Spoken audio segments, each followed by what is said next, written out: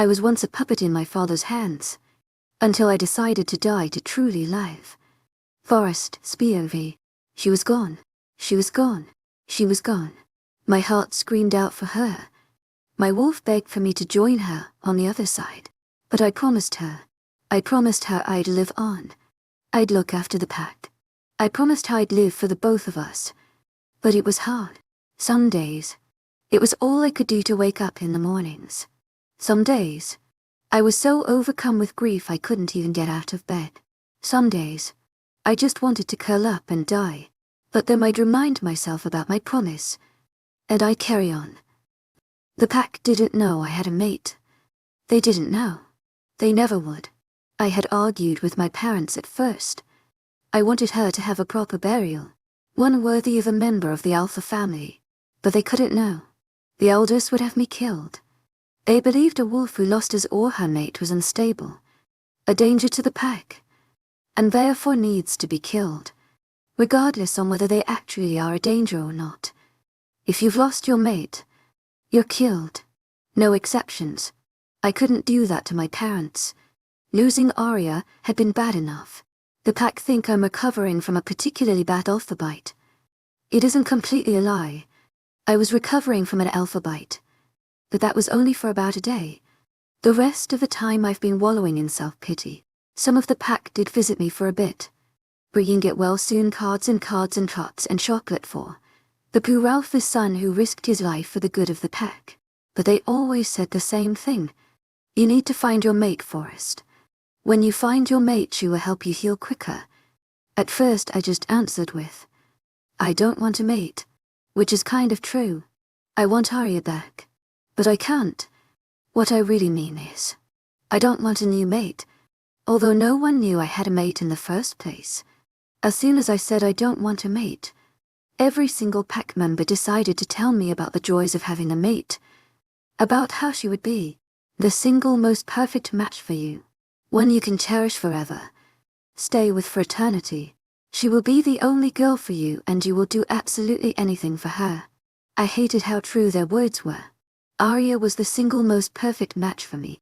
She was, and always will be, the only girl for me, and I would do anything for her. They were also wrong. So very wrong. Forever is what we were promised, but forever is not what we got. I would trade my soul to get Arya back. Without her, life just isn't worth living. After a few more days I had to get up. Staying in bed wasn't helping me keep my promise to Arya, and it was really boring. I couldn't mourn her forever. I was tired of crying. Crying won't bring her back. I had to return to my alpha duties. I didn't have many, since I wasn't the alpha yet. I just had to do some paperwork, help my dad, and be the person the pack pups and teens can turn to for help. If a pack wolf needs help with school or home, they need help, but it's not a matter. They turn to me. I had to continue doing that, helping the teens through their first crush and looking after the little pups, scared or confused at a new school. I used to love doing my job, helping them in any way I could. The wolves looked up to me and knew I was always happy to help. I was always happy, smiling, welcoming. But now, however much I tried, I just couldn't bring them that same level of peace. No one understood why they're carefree, happy, full of life alpha's son had turned into this sad, depressed boy, going round like I had my own personal rain cloud. If only they knew. I still helped the wolves as best I could, but some of the shyer ones were now scared of me, and that hurt. The wolves who used to come out of their shell and show me a small sliver of their sensitive core. The wolves who placed the utmost trust in me no longer felt they could confide in me. I tried to change. I didn't want to scare them, but however much I tried, I was just too glum to care. Today was the day of Arya's burial. The day exactly 2 weeks since the battle. The burial is always 2 weeks after a battle. It had been a tradition since long before I was born. When I was young, I always asked my dad about it. I didn't understand why it was 2 weeks after. He always said the same. The 2 weeks after the battle are weeks of mourning. Mourning all the lost wolves and praying they reach the heavens. It gives the family and friends of the deceased time to say goodbye and gives the great Luna time to decide if the wolf deserves to ascend to the heavens. Arya was to have a warrior burial.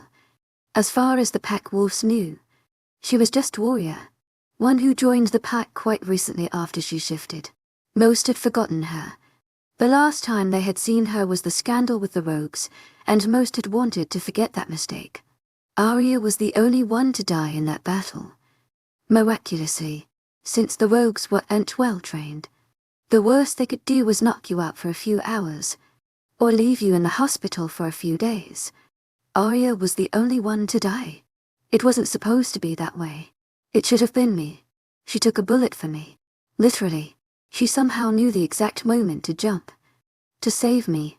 But to die in the process. I wished I was the one to die. The pack was sad for the loss of a warrior, but not as sad as they would be if they knew she was my mate. I was annoyed. Annoyed and sad. Arya shouldn't have died, and she should get the correct burial. But because of me, she couldn't.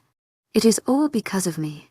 Pack burials, in my pack at least, were a mixture of witch burnings and Viking burials. A bonfire is built around their coffin then set on fire, so much like a witch burning, but with more respect. And they're already dead. Usually it would be the alpha who would set the bonfire alight, but my father said I should do it, to help me transition into the alpha role, and because I killed the leader of the rogues, I should help the victim ascend to the heavens. His real reason being, she was my mate, and I can't tell anyone, so I will at least help her to the heavens, since I can't do anything else. The burial was happening at the same spot as always, the same spot that was decided centuries ago. It was a beautiful, by the lake, the bank covered in wildflowers and the lake covered with water lilies. The lake had a breathtaking view of the mountains, and every night the sunset set the sky on fire with radiant pink hues. The final thing the soul would see before they ascended to the heavens. My parents came up to me a few minutes before the burning. My mum pulled me into a tight hug. I'm sorry. You shouldn't have to go through this. I can't imagine how it must feel. But whatever you're going through, we'll always be here for you. My mum didn't know the pain I was going through. She still had her mate by her side, but she tried. She didn't say it would get better, or to move on. He knew that was impossible, so instead she did all she could to comfort me, to help me cope. I was thankful I had her by my side. I saw ashen sky going to where Arya lay in her coffin, where in a few minutes her soul shall ascend to the heavens while the whole pack pray for the moon goddess to grant her entry to eternal peace. They both froze by her coffin, their heads whipped up in sync as they suddenly ran over to me. You didn't, perchance, decide to burn an empty coffin, did you? Ash asked, his voice shaking with nerve. I just stared at him in confusion as his words sank in. No, I stated, staring him in the eye. Why?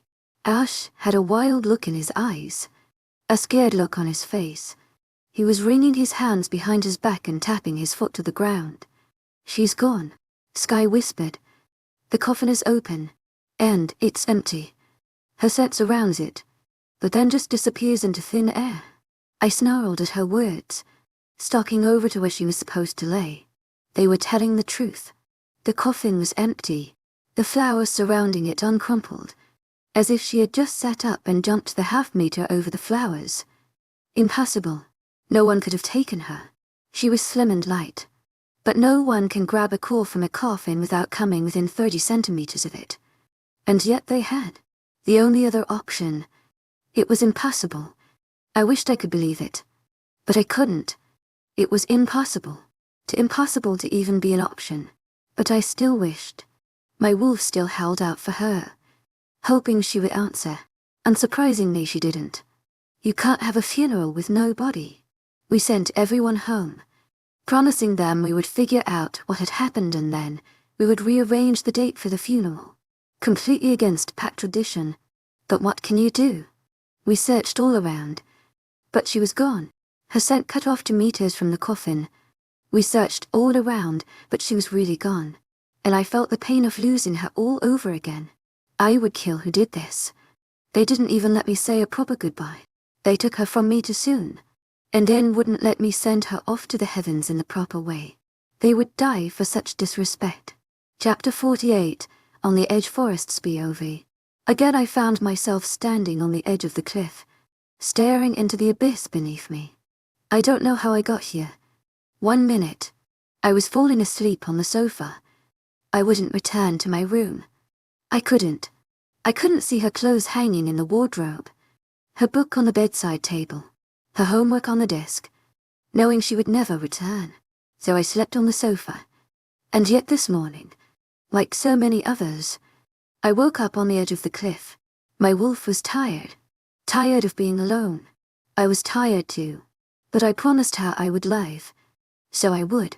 My wolf, on the other hand, only saw things in muted colors. He saw that my mate was gone. He was lonely, tired. He just wanted his mate back. If his mate couldn't be alive with him, he'd join her in death. I knew I couldn't give in, but as days turned to weeks and months, my resolve started to crumble. I couldn't live without her. I continued to stare out into the abyss, but I wasn't ready to jump. Not yet. Not yet. My mum came up for me today. The first time, when Ash had found me on one of his runs. They were horrified. They thought I had lost my mind, given in to the darkness. Now they were used to it. Every day one of them came to collect me, take me home. I was greeted with a tired smile and a hug. I know you want to join her, but the pack needs you. I nodded. I knew that. I just wanted my mate with me as well as the pack. I looked at her. I was confused. What are you sorry about? Tears slowly tricked down her cheek. I'm sorry we couldn't save her. I'm sorry you are having to go through this. I pulled her into a hug before we silently walked down the path home. I felt like I was failing Ari. I promised her I'd live. But right now, all I was doing was surviving, not living. I had failed her. I sat in the kitchen, a pile of untouched pancakes in front of me. I didn't want to eat. I wasn't hungry. I had to be strong. My parents, my family and friends had already lost Arya. I need to be strong so they don't lose me too. I have to be strong. I slowly made my way through the pancakes. They tasted like cardboard, but I ate them, smiling at those who looked at me in concern, not showing the pain I felt on the inside. Not showing the pain. I had managed to stay out of most pack duties, such as public appearances, under the pretenses I was still recovering, but they were starting to get suspicious, questioning why I was still recovering. So I had to turn up to the weekly pack meal. The pack meal, where we all sat down like a big happy family and ate together. The pack meal, where I would have to watch all the mated couples together.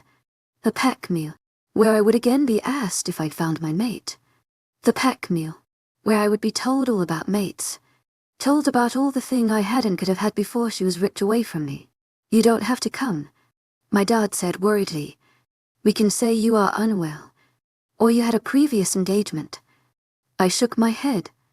I can't. No more excuses. I forced out a smile. I'm fine. I'm fine. I'm fine. I'm fine. The most used response to "Are you okay?" Used when you aren't fine. Well, I suppose when you are actually fine. But you know, I'm not. I could see my dad didn't believe me. But my mum shook her head at him and he let it go. I had to be strong. But even the strong can become the weak. I looked around the table. I sat near the top. My parents at the top with me one side and the betas. Ash's parents. To my agent extraordinaire, Madeleine Nobel. Heartfelt thanks for your unfailing patience, enthusiasm. Ash sat next to me, with Sky on his other side. Sky's parents sat next to Ash's. All around me there were mated pairs.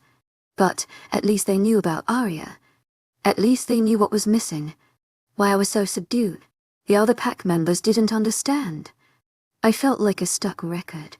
I couldn't stop. I couldn't move on. I feel like I just keep repeating myself. My mate is gone. The pack doesn't understand. I need to move on. I can't. I keep repeating myself. But I can't stop. I can't move on. I saw pack members around me, happy, smiling, full of life and happiness. I wished to join in with their laughter, but I couldn't. There I go again. I wish to be happy, but I can't. I can't. I can't. I can't. I can't. I let out a big sigh, closing my eyes and leaning back in my chair. Are you okay, Forrest? One pack member asks from a few tables over. She's one of the women who ask me every week if I've found my mate, so I'm not surprised when, not waiting for an answer, she quickly follows up with, if you found your mate, you would feel better. She would brighten up your life. You should go out and find her. But she doesn't understand. I don't need to find her. She's here in my head when I close my eyes, dug in deep in my brain, branded in my vision, my memory, my life.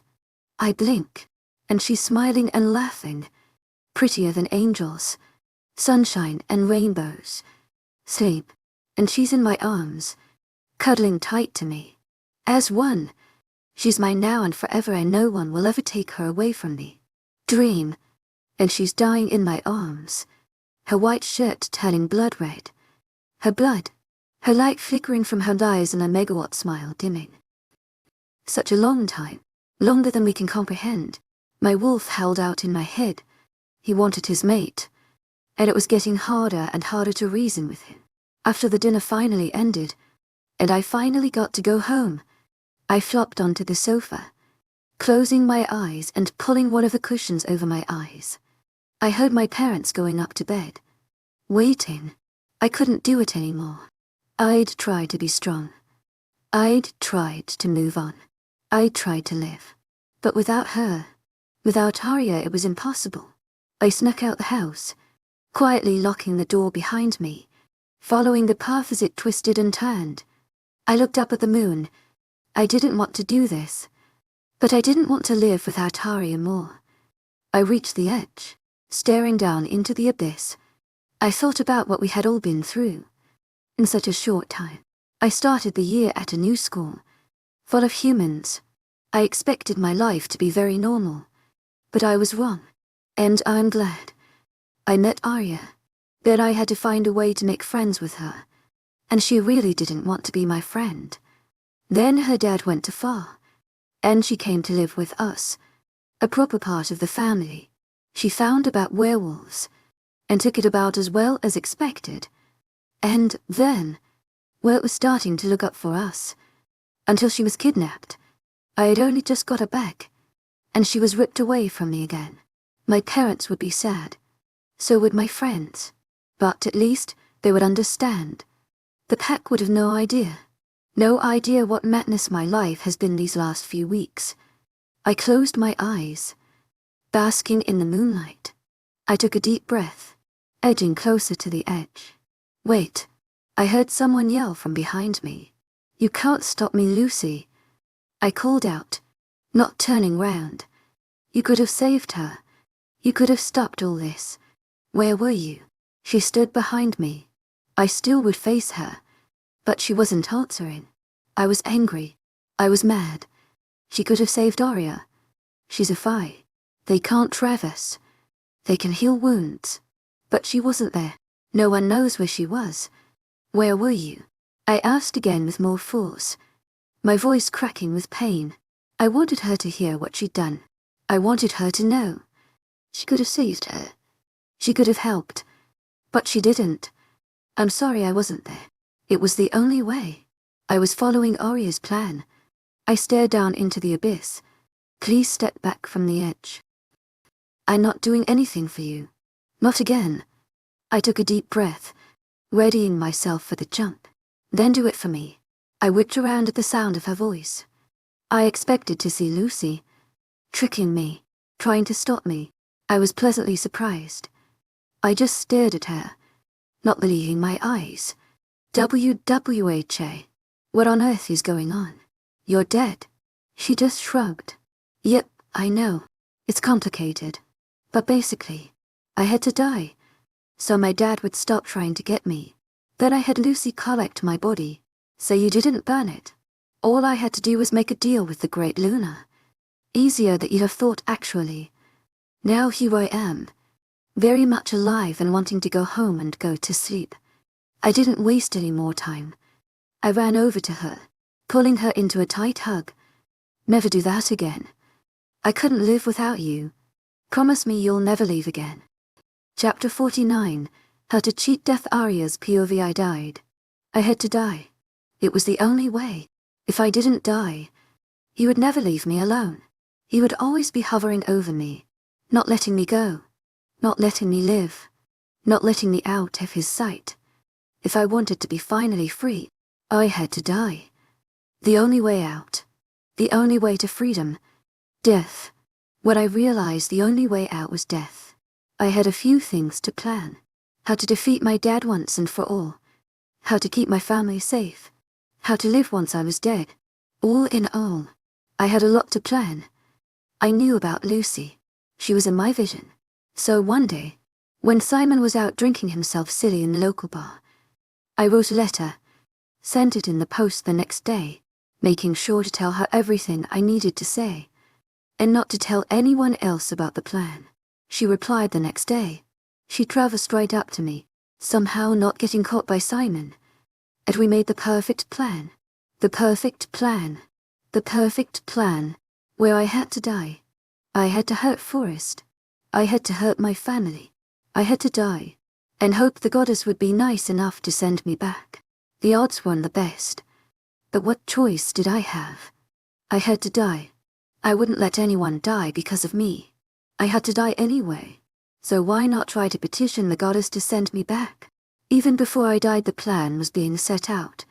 While we were fighting the rogues, Lucy was doing everything possible to get me an audience with the goddess, to make sure I arrived in the heavens as early as possible. As soon as I died, it was time to see if the planning had paid off. All I could do was hope the plan worked. As my life drained from my eyes, from my soul, I wished. As I watched the despair rise in Forrest's eyes, as I watched his heart break, right in front of me, because of me, I wished. As I felt my soul rise to the heavens, I wished. I wished I would be back soon. I wished I would be back with Forrest soon. I wished I would get to the heavens, but not stay there. I wished. Everything was black. Everything was white. Everything was dark. Everything was light. There was nothing there, and yet it was full of everything in existence. The heavens was indescribable. You could see everything at once. Everything and nothing at the same time. Things fluttered across my vision at the blink of an eye, faster than light itself. People always seem to think about the life they left behind when they reach the heavens. But not me. I had no memories. Memories were a human thing. Memories were stored in your mind. Your body. This was my soul. The ones I left behind were only a thread, brushing against my conscience, stardust molten and mixed together, spinning and twirling around my soul. My family weren't remembered in my memories. In my mind. They were imprinted in my soul. They didn't influence my life. They were my life. Without them, there was no point to me. Without them, there was no me. I looked around me, taking in the everything and nothing surrounding me. I had been here for days, waiting, staring off into the abyss. Waiting. Waiting for what? To my agent extraordinaire, Madeleine Nobel. Heartfelt thanks for your unfailing patience, enthusiasm. It's beautiful, isn't it? A voice said behind me. Layla. Hello again. I whispered. What for? She asked me, standing beside me, staring with me into the nothing, everything all around us. I'm sorry. I failed you. I couldn't save them. To my agent extraordinaire, Madeleine Nobel.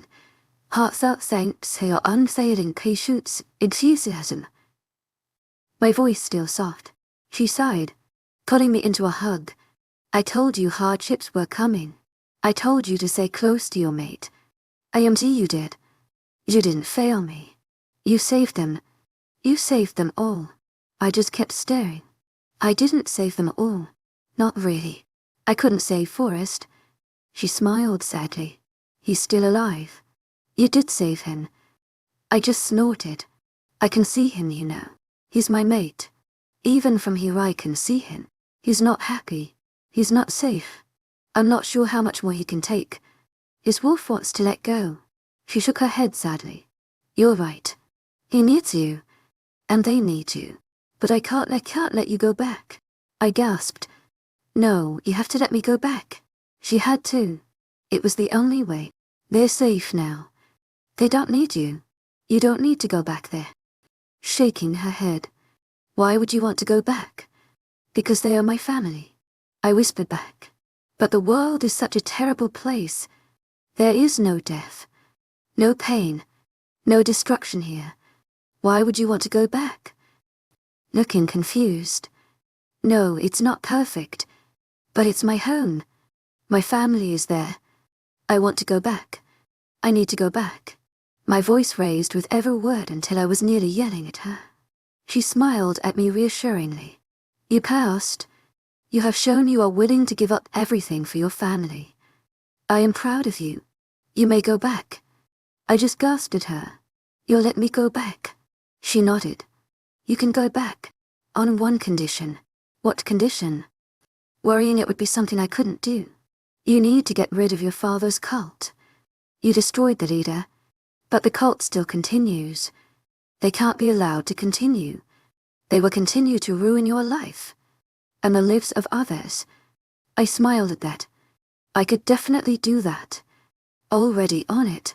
I'm not letting him continue to destroy my life. Not anymore. I have a few plans in the pipeline. To my agent extraordinaire, Myron Nilben. Heartfelt thanks for your unfailing patience, enthusiasm. She smirked with me. Sounds good. I believe you already had this planned out with Lucy, so I'll let you go and carry out your plan. I ran forward and hugged her. Thank you, thank you, thank you. She smiled at me. Go back to your mate. He needs you. I opened my eyes. Whimpering at the harsh light shone down. I tried to sit up, my arms shaking as they tried to hold my weight. Hey, it's okay. Take your time, I heard Lucy say beside me. Don't rush. You've been dead for a few weeks. I laughed, shake lie. I suppose you're right. I tried to sit up again, slowly this time, and managed to hold my weight. I looked around me. I was in a clearing in the woods, the trees close together, creating a canopy above my head. The sun shone down through the trees, shining and lighting up the area. I want to give you more time to get used to living. Smiling at me. But your mate is about to throw himself off a cliff. She continues. Smiling. Okay, I said. Then her words registered in my brain. Wait, what do you mean my mate is about to throw himself off a cliff? I gasped. Lucy nodded. You heard me correctly. We need to go. Now because he's on the edge. Cliff. I continued to gape at her. Why are we still here? We aren't. Clicking her fingers. Suddenly the background around me changed. Where before there was wood surrounding me, now there was a cliff with forest on the edge. I saw him edge closer to the edge. My heart in my throat as he nears the edge of the cliff. I wanted to yell at him to stop, but I was just so shocked to see my mate, so close to the edge of a cliff. I couldn't open my mouth. Wait, Lucy yelled from beside me. I saw Forrest stiffen slightly, but he didn't go closer to the edge. You can't stop me, Lucy. He called out, but he still wouldn't turn around. You could have saved her. You could have stopped all this. Where were you? My heart beat painfully in my chest. I hurt his so much. I had caused him so much sadness and loneliness. I'm sorry I wasn't there. It was the only way. I was following Arya's plan. Lucy stated. Are you fully? He stared down into the abyss. Please step back from the edge. I'm not doing anything for you. Not again. He took a deep breath, edging closer to the edge. I had to stop him, then do it for me. He whipped around at the sound of my voice. His eyes widened. I smiled at him. He just stared at me, not believing his eyes. WWHA. What on earth is going on? You're dead. I just shrugged, smiling at him. Yet, I know. It's complicated. But basically, I had to die, so my dad would stop trying to get me. Then I had Lucy collect my body, so you didn't burn it. All I had to do was make a deal with the great Luna. Easier that you'd have thought, actually. Now here I am, very much alive and wanting to go home and go to sleep. I knew he was still on the edge of the cliff. I wanted to pull him off the edge, but I didn't want him to jump. To my agent extraordinaire, Madeline Nogan, heartfelt thanks for your unfailing patience, enthusiasm. So I just went red, telling him my plan casually, hoping he came off the edge. He ran over to me. I let out a sigh of relief, glad he had come off the edge of the cliff. He pulled me into a tight hug. Never do that again. I couldn't live without you. Promise me you'll never leave again. He gasped. Chapter 50 Zombie Aria's POV. I was finally home for good. No impending doom or evil kidnapping. No dad beating me for every little thing or person calling themselves my mate, when they weren't. We were finally free from all that. I was free from that life, but I had to finish it. Ladies don't start fights, but we can finish them. Never do that again. Forrest whispered into my ear. I can't live without you. I nodded, snuggling closer to him. I had missed him. It was 3 a.m. and I was trying to get to sleep, but trying to figure out the best way to destroy my father's cult was keeping me awake. Forrest was already asleep beside me, and I was glad he was asleep. The circles beneath his eyes looked like he coated his eyes with mascara and then rubbed them. Many times. He looked exhausted. Closing my eyes again, trying to get to sleep, until finally I drifted into a sleep filled with dreams of how to destroy a legacy that should never have started. I woke to the feeling of fingers running through my hair. I tensed. Why was Simon doing this? Simon never did this. But then it all came back to me, and I relaxed. I was safe. I was home. I turned over, smiling at Forrest. I thought it was all a dream. I thought I'd wake up and you'd be gone again. I shook my head. I'm not going anywhere. Just then my stomach crumbled loudly. Nowhere. Except the kitchen. He grinned and we made our way to the kitchen. To my agent extraordinaire, Madeline Noban. Heartfelt thanks for your unfailing patience, enthusiasm. Ela and Lucy were already awake and pancakes were in the pan. I was about to walk in when I realized. Atlas and Ela don't know I'm alive yet. It was the middle of the night when I came back, and they were already asleep. To my agent extraordinaire, Madeline Noban. Heartfelt thanks for your unfailing patience, enthusiasm. Your parents think I'm still dead, I whispered. He just smirked. Wait here for a minute, he whispered back before walking into the kitchen. Hello, Mama. Dad, he greeted them with a smile. I nearly burst out laughing from the sheer shocked expressions on their faces. Lucy, did you tell them about that thing? I guess she hadn't. They seemed very surprised he was smiling. No, I didn't. I figured you'd want to tell them. He nodded, then turned back to his parents. Was there something you wanted to tell us, Forrest? Atlas asked, sounding suspicious. No, it's nothing. Well, not nothing, but it can wait. Trying to keep the joke going, without offending me. I had to cover my mouth with my hand. Their expressions were so comical. After a few minutes of silence, Ela had had enough. Why are you so happy? Forrest looked at her in surprise. Should I be sad and miserable? She shook her head, but I could see the slight tears building in her eyes. I like seeing you smile. But Aria is dead. There is nothing happy about that. Forrest nodded in agreement. About that. He turned and flashed a smile at me. The sign for me to come out of hiding. Don't cry. My death wasn't that sad. It was important. It needed to happen. They gasped. Aria. Ela stammered out, mouth open in shock. Hi, I said with a smile, pulling them both into a hug. But how? Atlas whispered into my ear. My time wasn't finished. My purpose wasn't fulfilled. I had to return. To my agent extraordinaire, Madeline Noben, heartfelt thanks for your unfailing patience, enthusiasm. My family. I smiled at them again. Ida had tears running down her face. I suppose we need more pancakes. Atlas jockeyed, making his way to the frying pan. I laughed with them. After a few stacks of pancakes had been devoured between us, and after I told the story of what had happened in the last few months a few times, breakfast was finished. I stood in my bedroom, staring out the window, basking in the sunlight and my freedom. What do you want to do today, babe? Forrest asked, pulling me against his chest. Never call me that again. To my agent extraordinaire, Madeline Noben, heartfelt thanks for your unfailing patience, enthusiasm. Cringing at his cheesiness. Oh, what?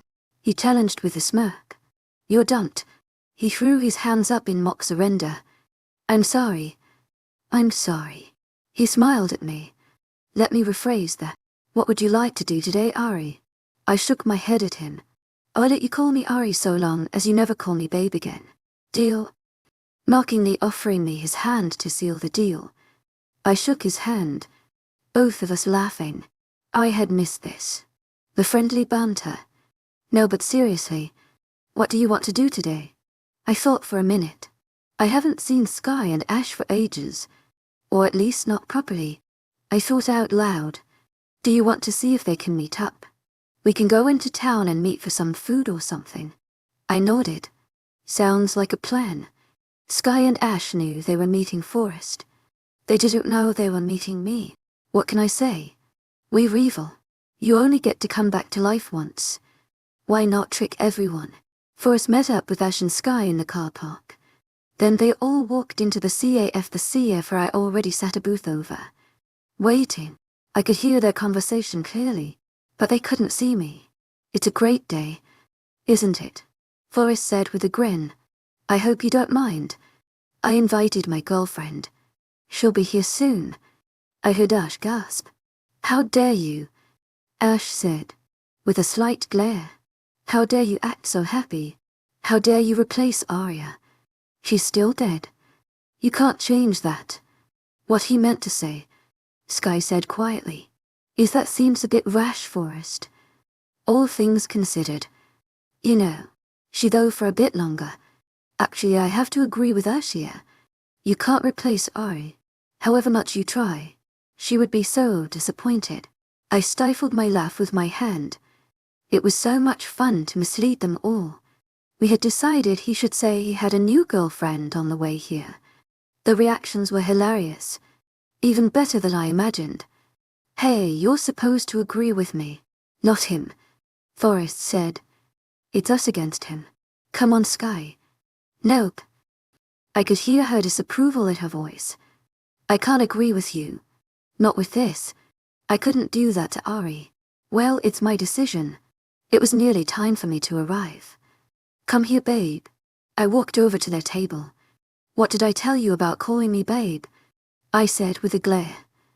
To my agent extraordinaire, Madeline Noben, heartfelt thanks for your unfailing patience, enthusiasm. He said with a cheeky grin. I turned to Ash and Sky. What is he like? Honestly, they were just staring. Staring like I was a mirage in a desert, or a magician's illusion. To my agent extraordinaire, Madeline Noben, heartfelt thanks for your unfailing patience, enthusiasm. Sky asked, looking shocked. Hi, I said, smiling at her. Sky, get back. Ash shouted as she made her way over to me. She's a zombie. A living dead. Don't get infected. Forrest slapped him round the head. She's not a zombie. You idiot. If I were a zombie, I wouldn't eat your brains. It's too cliché. How are you here? Sky whispered to me, pulling me into a hug. Long story, really. Basically, I made a deal with the moon goddess. My life exchange for destroying my father's cult. To my agent extraordinaire, Madeline Noben, heartfelt thanks for your unfailing patience, enthusiasm. Going to sit next to Forrest, across the table from Sky and Ash. They all stared at me in shock. No, Forrest said. They killed you once. I'm not letting you near them again. I shook my head. I have to. I have to end this. They won't hurt me again. We'll be more prepared. They've lost their leader. They won't be as dangerous this time. He still shook his head. I won't risk that. Then everyone will die. That's a risk I'm willing to take. I shook my head at him. That was the last that was said on the matter. We had a good time with Ash and Sky. And then we went shopping because Forrest had ripped most of his clothes from randomly shifting the last few weeks. What about this one? Ash asked, holding up a yellow and pink checkered shirt. I shook my head in disgust. Ash had been giving stupid suggestions all day. In the end we just started ignoring him. What about this one? He asked again, holding up a bright pink flamingo shirt. Sky smacked him on the back of his head. Stop with the stupid shirts. As Forrest emerged from the changing rooms in a plain blue shirt and black jeans. These will do for now. We can always come back later if I need more. We all nodded our agreement, and after he paid for his clothes we all went back home. After some food, and a lot of catching up, I was too tired to keep my eyes open, so I went up to bed, Forrest following me up. Please, Forrest said. Please just leave your father's cult. Your father's gone. Why do you have to defeat them? I've already told you. They'll destroy everything and everyone. I have to. He lay on our bed, staring at the ceiling. Just don't die again. I challenged, echoing his words from earlier. He smiled at me. You're done. Chapter 51, How to Destroy a Cult Warrior's POV. I sat at Atlas' desk, staring at the map, left there from when I had been kidnapped. It was the middle of the night, but I couldn't sleep, so I went to make a plan. How to destroy a cult. Maybe I should type it into Wikihow. See what comes up. To my agent extraordinaire, Madeline Nilbe. Heartfelt thanks for your unfailing patience, enthusiasm. Safe to say I had no idea how to destroy them, other than killing them all, or putting them all on a massive bonfire. Lucy and I had come up with a plan, but not a full one. We still needed to know their numbers, and what they were planning for their next move. I threw my head back in defeat. I didn't even know the size of the cult. I didn't know what weapons they had at their disposal. I knew nothing about them. You look like you need some help, Lucy said, suddenly appearing next to me. Lucy, I gasped, clutching my heart. Where have you been? I hadn't seen her since yesterday. She just traversed away, leaving me with my family. While you have been reconnecting with your family, I've been reconnecting with my own. I just stared at her, waiting for her to continue. To my agent extraordinaire, Madeline Nilben, heartfelt thanks for your unfailing patience, enthusiasm. I prompted. She looked like a cat who had got the cream, only not a cat, and her was no cream, so more like a fly who had something to spill. Spill. She flashed me a smirk. Well, my younger sister, Leah, is great at surveillance. So a few weeks ago I got her to follow your father and his cult, and to report back to me. What did she find? I asked impatiently. What didn't she find? She answered.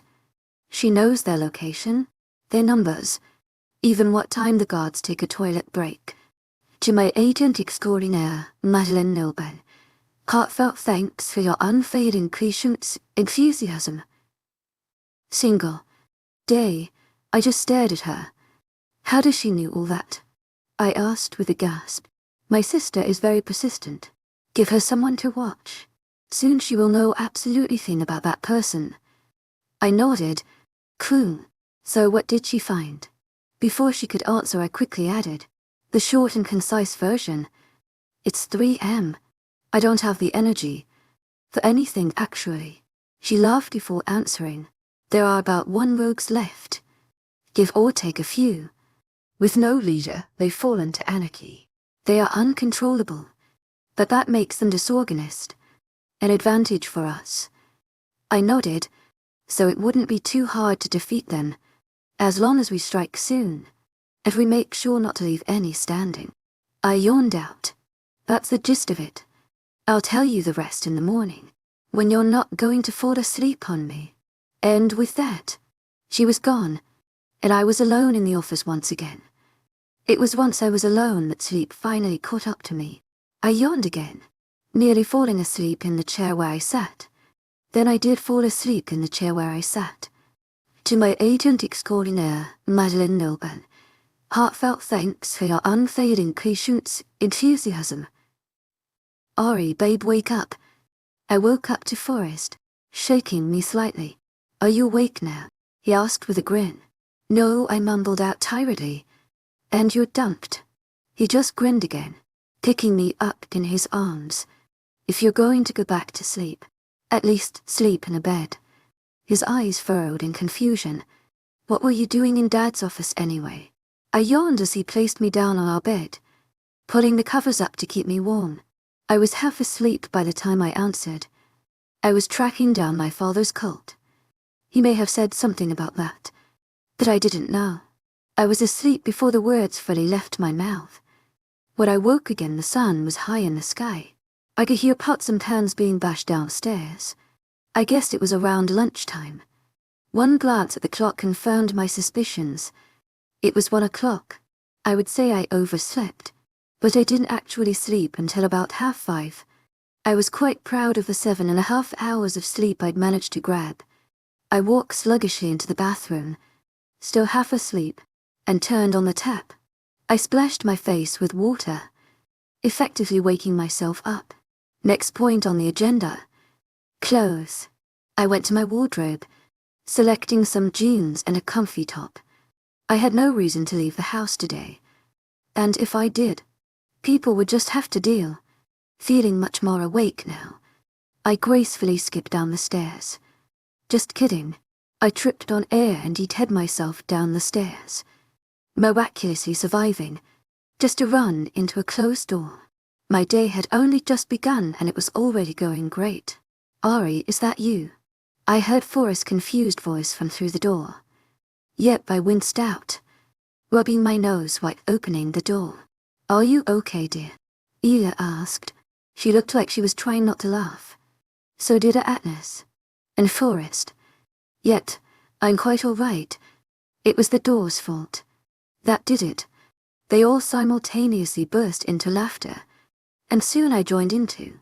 Finally Atlas stopped laughing for long enough to ask, "Why did you sleep so late?"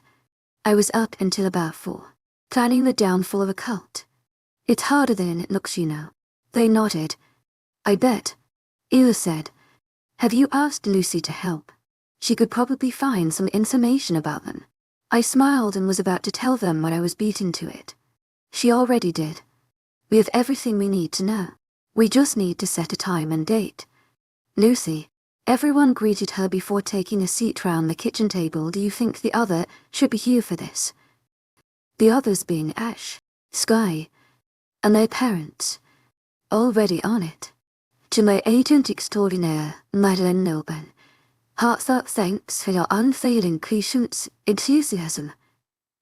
Pressing some buttons on his phone, it took another half an hour of impatient waiting for the others to arrive. And yes, I will call them the others as much as possible. Saying Ash, Sky and their parents every single time took too long.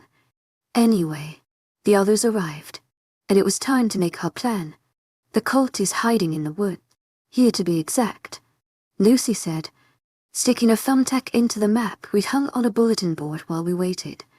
You could say we did it because we were bored. Okay, I'll shut up now. Everyone nodded to show they knew where she meant, and from what we could gather, there are about 1 rogues, ranging from experienced to newbies, although most of their forces were killed off in the last fight. Whatever you do, don't underestimate them. We nodded again. I was feeling like one of the dolls on a card ashboard, nodding and nodding over and over again. It was getting annoying. We should be able to infiltrate here. Sticking another thumbtack into the map, to the right of the first one. Again everyone nodded, and because I was irregular, and decided to spice things up a bit, I nodded and said yes at the same time. As I said, spicing things up a bit. I'm so funny. To my agent extraordinaire, Madeleine Noble, heartfelt thanks for your unfailing patience, enthusiasm. I had zoned out halfway through the plan and started paying attention at just the right part so I didn't miss anything. So that's the plan, Atlas stated. We attack tomorrow morning. All of us go, as well as the warriors and some of the trainees waiting in case we need backup. We attack quickly, destroying the camp, leaving no survivors and get out as quickly as possible. Sounds good to everyone. Everyone nodded again. Cool, bobbleheads. That's that then. I'll go and inform the warriors, Ash's dad said, walking towards the door. Just before he left, he turned to me. It's nice to have you back, Arya. Back where you belong. I nodded with a smile. It's good to be back. Chapter 52, Battle to the End. Arya's POV. It was time. Time to destroy a cult. And I was surprisingly excited. Finally it would all be over. I couldn't wait. Couldn't wait to be free to live my life. Without my dad, or his creations, hanging over me. Forrest had already introduced me to the warriors. They had all looked at me suspiciously when he said I was his mate, looking as if I was fake, lying about being his mate, or something like that. To my agent extraordinaire, Madeleine Noble, heartfelt thanks for your unfailing patience, enthusiasm. I guess they decided I was the real deal, because they had gone back to preparing for the attack. We were setting off in half an hour, and I couldn't tell if it was only me who was excited, or if others were too. I guess for me it had the added compensation of living a life free from my father's rule. Others didn't have that hanging over their shoulders. I was almost jumping on the spot. I was impatient. I just wanted to end this. I relaxed when I felt a pair of arms wrap around my waist. Hey, Forrest said quietly. It'll be over soon. You just need to wait a little longer.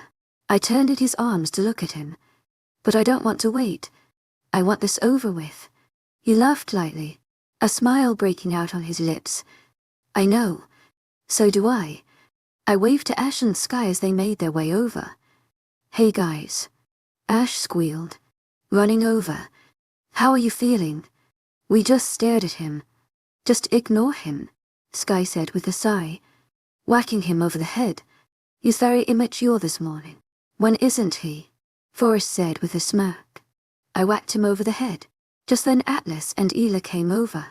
Are you all ready? Atlas asked. Yet, I answered quickly. Very quickly. Ela laughed. You seem impatient.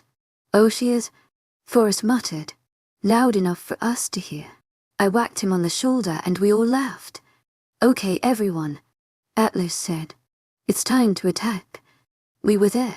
I could see the cult building looming in front of me, the cracked grey walls and broken roof almost blowing over in the wind. Are you ready? Forrest whispered quietly from beside me. I nodded. I was too scared to speak. I was ready, but I was scared. I took a deep breath. Let's do this. Atlas nodded to me, then made the signal to go forward. He sent me a reassuring smile, then they broke down the door. Chaos broke out. Immediately, the rogues came pouring out the doors and down the corridors, and fight broke out around me. Rogue against warrior. Cult member against pack member. Evil against good. I quickly shifted into my wolf, not having enough time to even consider that it would be painful, since I hadn't shifted for a few weeks. I felt the pain, but I saw a rogue running towards me and just ignored it, pushing the pain to the side so I could fight, so I could survive. I jumped on his back, biting down on, snapping his spine, ending his pathetic life. 1 down, 99 to go. I continued to fight, rogues dropping at my feet like flies. We were winning. The 1 rogues were down to 10 rogues. But those 10 were better fighters. They were harder to take down. It took more effort, more energy. I was fighting one of them, and I was winning, until I felt a searing pain down my side. But it wasn't my pain. I turned around to see 3 of the rogues on Forrest. How dare they attack my mate? How dare they hurt what's mine? My wolf was fuming. I was fuming. The rogue attacking me bit down on my leg, but I didn't feel it. My pain was masked by anger. We were a volcano ready to explode into a burning inferno. And so we did. I saw Ed. Within seconds the rogue who had attacked me was dead and I was leaping towards Forrest. The rogues looked at me as I barreled towards them, but they moved too late. I was a whirlwind of death. The rogues were going to die at my hands. Forrest was still lying there, not moving. I could feel it. It only fueled my anger. I lunged again, jumping into one of them, holding onto his neck as he tried to butt me off. I wouldn't give up. I wouldn't let go. Not until he was dead. I bit down, feeling his body go limp under me. Not wasting any time. I jumped from one rogue to the next, holding on until he joined the first to his fate. I was so angry I didn't think of what I was doing. I didn't think of those who I was killing. They were all a part of one enemy, every rogue I killed. I saw my father. I felt like I was finally beating him. He would not get away with what he did to my mate. I didn't stop until there was a pile of bodies by my feet and all the rogues were gone. But I was still angry. I still wanted something to kill. Sky came up beside me. I turned to her, anger burning in my eyes. Relax. Her arms in front of her in surrender. You need to calm down, Ari. I didn't want to calm down. I wanted blood. Atlas came running over. Arya, stand down. You can't kill anything more. Forrest needs you. With those simple words my anger receded. He needed me. I ran over to him, my wolf howling as we took in his condition. He was covered in blood, both his and Rogue's. He was bleeding out, a large gash on his side. I crunched down by his side, nudging his face with my nose. He didn't react. I held my face by his nose, not daring to breath, hoping to feel his breath against my fur one. Breath. I felt my fur blow slightly. I sat up, howling with joy. He wasn't dead, but he was injured. After seeing he wasn't dead, I sat back, letting the pack doctor heal him. Hopefully. Please wake up, Forrest. I whispered, hoping he would hear me, hoping he would listen, hoping he would wake up. But he didn't. I sat by his bedside, hoping he would wake up soon. We had won. But at what cost? Chapter 53, Sleeping Beauty Aria's PNV.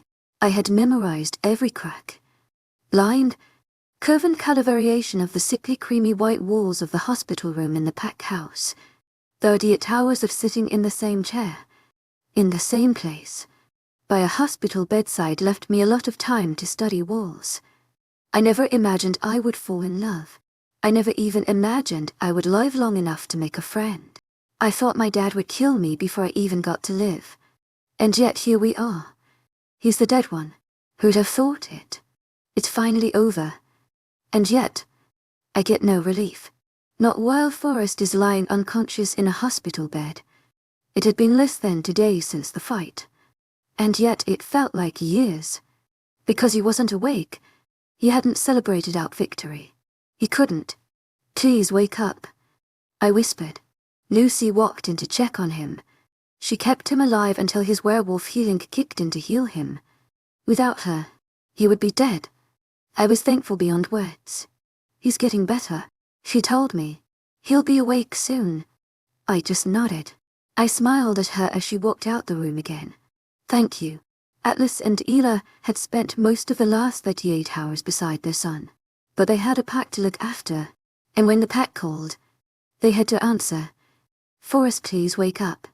I whispered, thinking back to every book I read, where the character confesses her or his love for their unconscious girl boyfriend, and then they wake up after hearing the whole confession.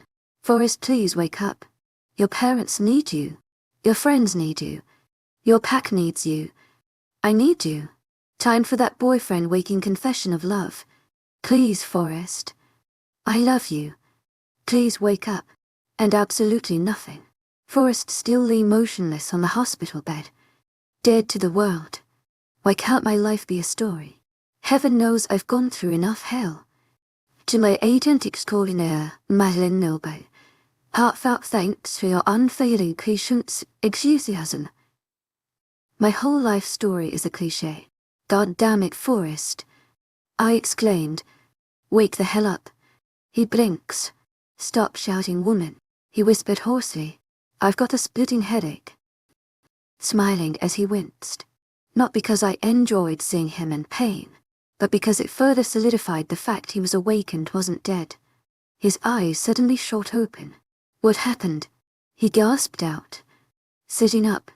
The last thing I remember is the rogues attacking you. Smoothing the hair off his forehead. I'm fine. It's you who has been unconscious the last 36 hours. Only 36. He asked with a grin. Those rogues were weak. I could help but laugh at his terrible joke. You shouldn't be joking about that. He just shrugged. So, he said, changing the subject. How are my parents? Ashen sky. I held up my phone to show him I'd sent a text. On their way. Not 30 seconds later the door came crashing open and Ela came flying into the room, followed by Atlas, who had settled on a brisk walk in the place of a tornado. Never do that again. You scared the life out of me. Ela scolded Forrest lovingly. I thought you were gone for good. Forrest smiled at her reassuringly. Never. You can't get rid of me that easily. I'm sorry we couldn't be here when you woke up, Atlas said with a sad smile. Pack duty's called. Forrest laughed. To my agent extraordinaire, Madeline Nilben. Heartfelt thanks for your unfailing patience, enthusiasm. I woke up to Arihi yelling at me to wake up. I smiled sheepishly. I tried asking politely, but you wouldn't listen. That made Atlas and Ela laugh. And it was nice to see the lines of worry from the past day fall away. After Ash and Sky had flown through the doors and gushed over Forrest being alive, we all had tea around the kitchen table. We caught Forrest up on everything he missed in the last day or so, mainly about the end of the fight and the clear-up afterwards. Surprisingly for everyone, we hadn't lost anyone in the fight. The rogues were inexperienced and we vastly outnumbered them. We also had Werewolf healing and Lucy keeping those injured alive long enough to heal. So we were all very lucky. Where's Lucy? Forrest asked suddenly. I haven't seen her recently. She was there just before you woke up. I answered, but I haven't seen her since. Here I am, appearing randomly in the spare seat at the end of the table. I jumped, spilling the water from the full glass I was drinking from all over me. Why? I exclaimed. Why can't you warn us before you appear? How would I do that? Should I just go invisible and yell in your ear? I'm about to traverse. Just a warning. I shook my head. Just leave it. Where were you? Checking the borders. The cult is fully destroyed. You shouldn't be having any more problems with them anymore. I smiled in relief. That's good. Everyone nodded in agreement. The evening was full of celebration. Most of the pack had already met me, so I didn't need a formal introduction. We all partied late into the night. It was over. I gazed out at the sunset, enjoying the feel of the slight breeze on my exposed arms. The party was still going beneath me, downstairs, but I was tired and Forrest needed some more rest to recover, so we had headed off the bed early. I was standing on the balcony, staring off into the distance, not seeing, thinking about how much my life had changed, and how lucky I was to have found Forrest. I felt him wrap his arms around my waist. Come on. Let's get to bed. I didn't resist as he pulled me into our bed. I love you, I whispered. You know that, right? He smiled down at me. Of course I know that. I love you too. I fell asleep, safe in his arms. I woke up the next morning late. It was about to p.m, and I usually wake up at like. To my agent extraordinaire, Madeline Nilben. Heartfelt thanks for your unfailing patience, enthusiasm. So that was really late for me. But I could. And that was the best feeling in the world. The feeling of no commitments. I had no cults to destroy. No family members trying to kill me. I wasn't being held captive by an idiot. I was safe. I was free. And if I wanted to sleep all day I could. But staying in bed all day is boring. So I dragged Forrest out of bed and downstairs, where there was a pile of pancakes waiting for us. Nice of you to finally join us. Atlas said with a smirk. What does this count as? Breakfast, enthusiasm, lunch, or an early tea? I smiled sheepishly. Maybe a bit of all three. He laughed and pushed the Nutella over to me. I suppose you need this then? I nodded. Nutella is amazing. After breakfast lunch tea, or Bruna as I like to call it, we spent the rest of the day on the sofa, watching a movie and not much else, until the doorbell rang. I grumbled as I sat up, muttering under my breath about people ruining my laziness as I opened the door. But what was on the other side made me stop mid-grumble. None. She pulled me into a tight hug, but my arms stayed stiff by my side. She nodded. Can I come in? I just stared at her. What are you doing here? I demanded. She didn't answer me. Instead, she turned her attention to the person behind me. Hello, I'm Teresa, Arya's mother. Offering her hand, I looked behind me to see Atlas staring my mum down. He wasn't the friendly Atlas I'd grown used to. Forrest's father. He was in alpha mode, trying to figure out the purpose of the woman on his doorstep. Alpha Atlas. Ignoring her outstretched hand. I suppose you should come in. Who is it? Forrest called from the sitting room, but instead of answering, we just walked in. Forrest sent me a grin when I walked back in. A grin that froze when he saw who was following me. He sat up straighter. Dad, who is this? Ela came in from the kitchen, coming to see who it was at the door, who had just entered her house unannounced. Why are you here? She asked harshly. Why now? Mama, who is this? Forrest asked. Confused. Even I was confused by Ela's words. Did she know my mum? To my agent extraordinaire, Madeleine Nilben, heartfelt thanks for your unfailing patience, enthusiasm. This is my mum, I hissed out, going to sit next to him on the sofa. Aren't you going to introduce me? My mum asked as Forrest pulled me closer to him. No, I stated. Not until you tell me what you're doing here. She sighed, then fixed a bright smile on her face, and at least contacted me. Told me you were here. I looked over at them. That was 6 months ago. Eels pat out. Why now? Why do you turn up now? I wanted to see my daughter, and meet her in-laws. Is that so wrong? I read the hidden meaning in that, and from the look of disgust on everyone's faces, I guess they did too. You left me. You left me, knowing he would hurt me. You didn't care. You left me for your mate. You didn't care about me then. Why now? I knew the answer to that before I asked. She didn't turn up for me. She still doesn't care about me. She just heard I was mated to an alpha son and wanted something. I think it's time you leave, Forrest said calmly. No, she screeched. You're my daughter, and you're under 18. I'm your legal guardian. And your blood. I laughed. You are no blood of mine. You gave up the title of my mum when you left me. Forrest saved me. Atlas and Ida took me in. They're my family. You weigh nothing to me. By Teresa. Now go. Go and never come back. I had said everything I needed to. I stood up and walked up to my room. Forrest squeezed my hand reassuringly from beside me, reassuring me I'd done the right thing. I heard Atlas send my mom on her way, telling her to never come back. Good. I don't need her. A few years ago, I was wished every night for her to come back. But that was then. Since then I found a new family. A better family. One who loves me for me. They filled the gap in my heart. They saved me. They fixed me when I was broken. Saved me when I was lost. Made me feel better when I was hurt. They are my true family. We chose our family. Blood ties us to people. But they are only our family if we want them to be. We chose our family. And I know who I chose. Who I would always choose. Every time. To my agent extraordinaire, Madeleine Logan. Heartfelt thanks for your unfailing patience, enthusiasm. Arya's POV. It was Friday.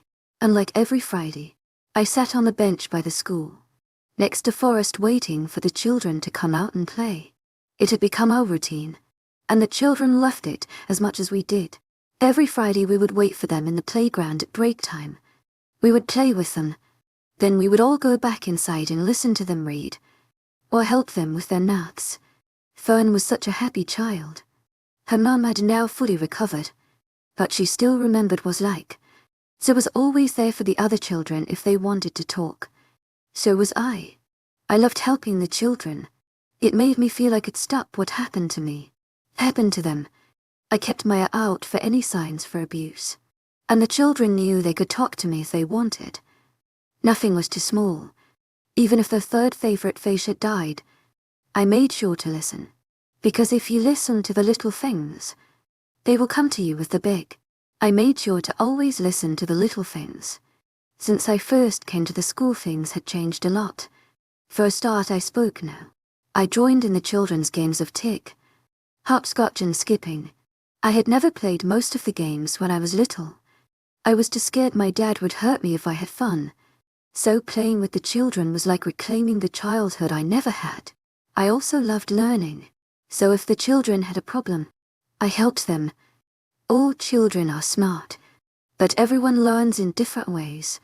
So if someone is having trouble with their reading or maths, to my agent extraordinaire, Mates, heartfelt thanks for your unfailing patience, enthusiasm. I help them learn it in another way. This is the part of the story I'm supposed to say how my life is perfect. How Forrest changed my life and everything is just dandy. I'm not going to say my life is perfect now. For every bit of good comes with some bad. But bad comes with good as well. Forrest did change my life though. He didn't get rid of all the ugliness. I still have scars from my dad, and many nights I wake up shaking, plagued by nightmares of the past. But whenever I wake up screaming, he's always there for me, ready to talk about it. Or just hold me until I can fall back asleep. My life feels like such a cliché, one where the main character is abused, and no one notices or cares. Then this boy appears. He notices, and sooner or later he'll save her life and change her whole world for the better. He'll fight off her demons and scare off her nightmares. But maybe the whole reason it's a cliché is because it works. I can't tell you everything will be perfect now, that we'll all live happily ever after, because I can't see the future. Well, not fully. I can't see what's coming in 10 years, 20, 30. So I suppose all we can do is live in the present. Be thankful for what we have and not live wishing for what we want, but cherishing what we have. I have a wonderful family now. One who cares for me. They may not be related to me by blood, but they love me. And that's all that matters. I have a great family. I have good friends. I have an amazing life. I have a life. Full stop. I'm alive. I'm not dead at the bottom of an ocean or whatever my dad was planning. Who knew the day my dad tried to kill me would be the day my life really began.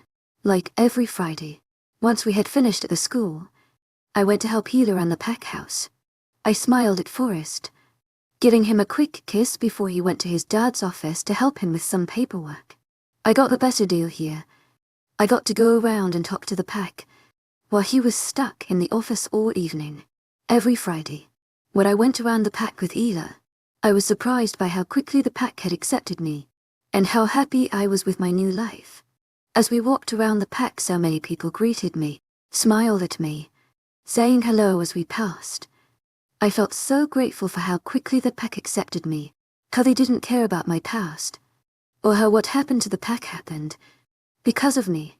After we had gone round the pack, my day was finished. We all sat round the table for dinner.